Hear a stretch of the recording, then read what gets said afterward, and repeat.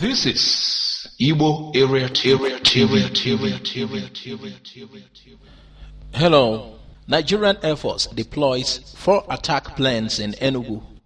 We are yet to know why, but the report says, in a move aimed at checkmating any possible security breach in the 5 southeast states, the Nigerian Air Force on Wednesday, 2nd of May 2018, pledged to deploy 4 attacking and 1 training aircraft in the zone. The Chief of Air Force, Air Marshal Sadiq Abubakar, announced this. The Chief of Air Force, who spoke during a groundbreaking and foundation-laying ceremony of Air Force Training Command Complex headquarters in Enugu, also reaffirmed the readiness of the Nigerian Air Force to tackle the plethora of security challenges in the country. While pledging the preparedness of the NAF and other security agencies to ensure that every part of the country was safe and secure, as directed by President Muhammad Buhari, the CAS noted that before long, Boko Haram activities will become a thing of the past. He said the essence of the Air Force Training Command Complex in Enugu was to reposition the Nigerian Air Force to tackle security problem in the country. He further disclosed that the force had planned to increase the recruitment of officers from 1,000 personnel in a year to 1,500 personnel in every 6 months. He therefore expressed satisfaction with the increase of number of aircrafts from 15 to 18 aircrafts and promised to use it to beef up the security issues in the country.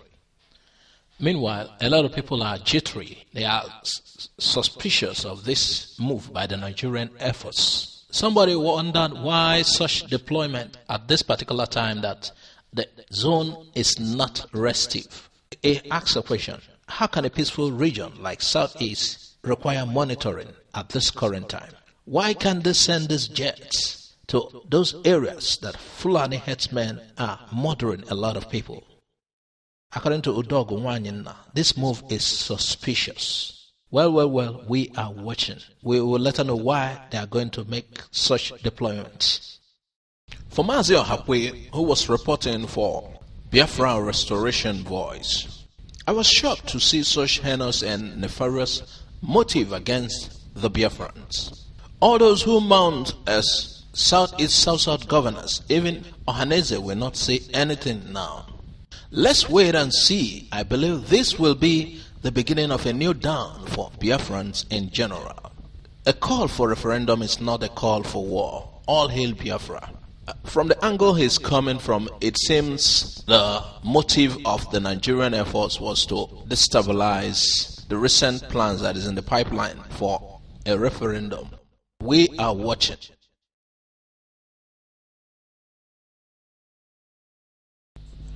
Senator Dino Melaye denied bail to spend 38 days in police custody. Embattled Senator Dino Melaye, representing Kogi West Senatorial District, has been remanded in police custody for 38 days pending the commencement of hearing in the suit brought by police against him and 3 others. The senator, who was arraigned before a magistrate court, Lokoja, on charges of gun running, kidnapping, amidst others, has, through his lawyer Mike Ozekome, argued for bail. The police counsel, Alex Esehon, who seeks for his imprisonment pending the determination of the case earlier, argued that the case against Dino is ordinary and not bailable. Running on the suit, Chief Magistrate Suleiman Abdullahi denied the bail application and asked him to be kept in prison custody till June 11, 2018. 2 suspects had earlier this year implicated the senator as their financier and suppliers of guns to kidnap, rob, and cause political mayhem in the states. Meanwhile, in another report, the House of Representatives on Thursday issued a stern warning to security agencies, particularly the police, about the security of Senator Dino Melaye. Actually, the embattled senator was stretched into the magistrate's court in Lokoja, where he was arraigned on gun running. He was brought in a stretcher. The House said in Abuja that the sight of Melaye on a stretcher was reminiscent of that of a sick man who should have received medical attention before his arraignment. The House reaction came after a member from Kogi State, Mr. Karimi Sunday, raised the point of personal explanation on the floor to bring the plight of Melaye to the attention of the members. Sunday had alleged that Melaye was being persecuted by the Kogi state government because of his strong views on certain issues affecting the state. We must do all that is within our constitutional powers to ensure that the rule of law prevails. What is happening to Melaye today can happen to any of us tomorrow if we keep quiet. The Speaker, Mr. Yakubu Dogara, while ruling on the matter, said the House was satisfied with the steps taken so far by the Senate and was solidly behind the upper chamber. All I can say at this point is that nothing must happen to Senator Melaye. If any law has been breached, the police must ensure that his life is secured first. If anything happens to him, the security agencies will be held accountable. I have not seen in any country where someone is arraigned on a stretcher to take pleas. How do you even take his pleas? He must be alive to answer to your charges because his life comes before the prosecution, Dogara added. From a non-IPOB, testimony of a non-IPOB member, Oruma Chikeluo Obailuo Mbanefo. I am not a member of IPOB, but I think the group has done far more good than harm for Igbos. I never believed Igbos could be so united in my lifetime, but IPOB, that's the indigenous people of Biafra, made it possible. I never thought Igbos could respect and revere anyone again after Ojukwu passed on. But through IPOB, I was proved wrong. Under IPOB, the divisive lies that Anambra looks down on Ebonyi or Enugu looks down on Imo or Abia was trashed as all became one and one for all with a very revered leader that is neither from Anambra nor Enugu. I saw Anambra youths ready to die for Abians, Abakaliki, etc. and vice versa. I saw Igbos broke world protest momentum record after they protested in more than 80 countries worldwide.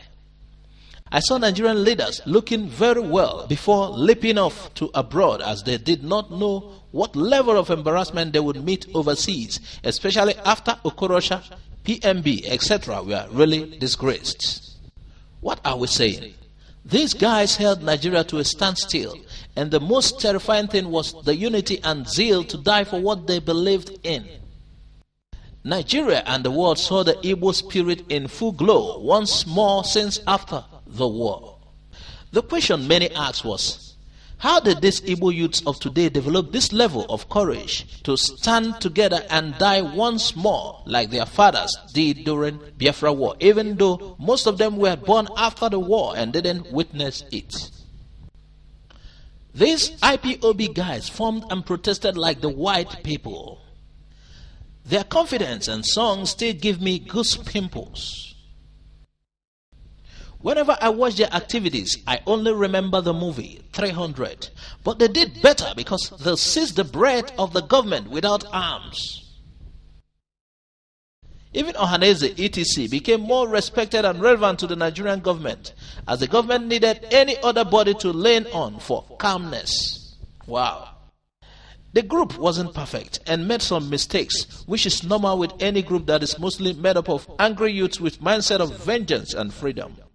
Nnamdi Kanu also made the biggest blunders, but that has not changed the fact that he woke up freedom. I am not his big fan as there are things I feel he should have done differently, but I'll be lying to myself and ancestors if I don't admit that he has something in him that is powerful and capable of pulling down an evil government. I love his guts, choice of leadership, but I will be lying if I don't admit that he has guts but not his level of pride. But again, he is only human and a youth like me with so much youthful exuberance. Nigerian government will succumb to any request from the masses if the likes of Nnamdi Kanu lead protests. But unfortunately, his likes are very rare. They are very few. This write-up was prompted by those who are talking down on IPOB as a whole. I agree they have some miscreants and touts, which is normal with any organization of such magnitude. But in all, IPOB is an Igbo group that has sacrificed so much for the glory of both Igbo land and black race as a whole. IPOB deserves accolades. Meanwhile, somebody in the replies told this guy, IPOB is not an Igbo group but a Biafra group. Now the Whitehouse party is over. What next, IPOB? What next, IPOB, now that the Whitehouse party is over? As an unrepentant believer, without prejudice for fair play, freedom, and justice, with absolute respect to my conscience and morality, with no qualms to whatever political antics coming out from the U.S. #1 house, the White House, I, Evangelist Michael Okorie, without fear or favor, do not subscribe to the President Trump's cosmetic approach to Nigeria and our questionable records all around the Federation. Highly disappointed and same time hopeful that Trump's political aides would act fast to re-establish this link that an injury done to the world #1 man among the U.S. allies and Trump's fans world over. Failure to do this and fast could be a direct attack to the Republican Party and United States position as a beacon of democracy and freedom world over.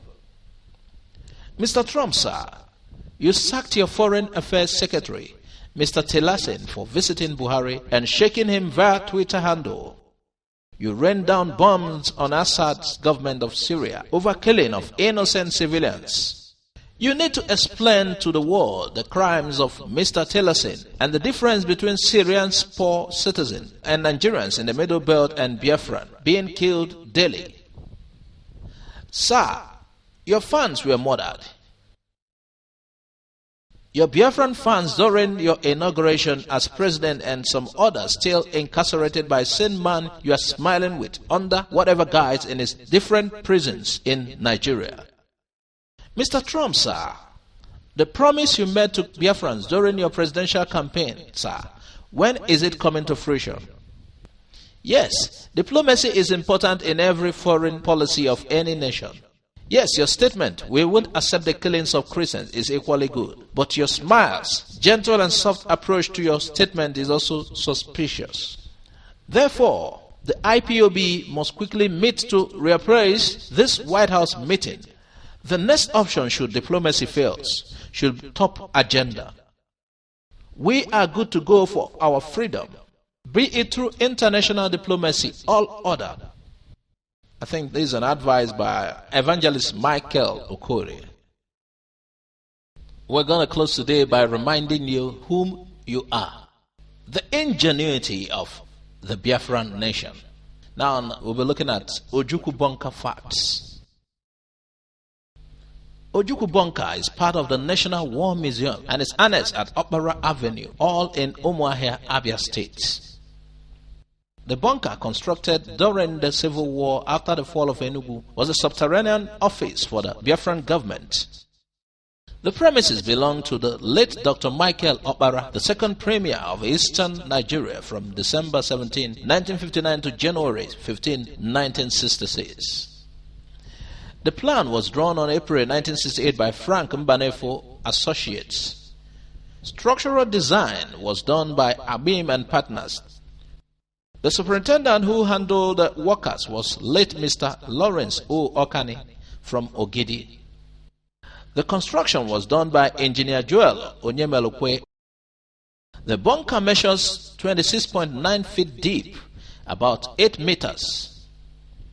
It was done under 90 days between April to June 1968. All the people involved in the construction of the bunker were less than 40 years old at that point. Igbos, we want to remind you who you are by closing with this: the ingenuity of the Biafran nation. Thanks for listening to Igbo Area TV. Please subscribe to our channel on YouTube for more updates. You can also visit our Facebook page and please like the page. Please also join our Facebook group, Igbo Area TV. God bless you and bye for now.